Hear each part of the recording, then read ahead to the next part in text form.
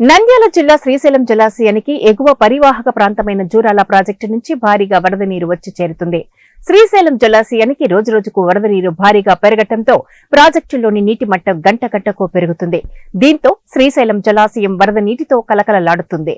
Jurala project గేట్లు ఎత్తడంతో శ్రీశైలం జలాశయానికి జూరాల జలాశయం స్పిల్వే ద్వారా 2,43,888 క్యూసెక్కులు, అలానే జూరాల విద్యుత్ ఉత్పత్తి ద్వారా 20,854 క్యూసెక్కుల సుంకేసుల నుండి 7,226 వరద నీరు మొత్తంగా జలాశయానికి శ్రీశైలం జలాశయానికి 2,43,888 క్యూసెక్కులు నీరు వచ్చి చేరుతుంది.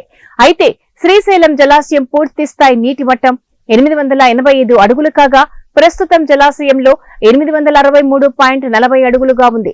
పూర్తి స్థాయి నీటి నిల్వ సామర్థ్యం 215.8070 టీఎంసీలు కాగా ప్రస్తుతం 116.9200 టీఎంసీలకు చేరుకుంది.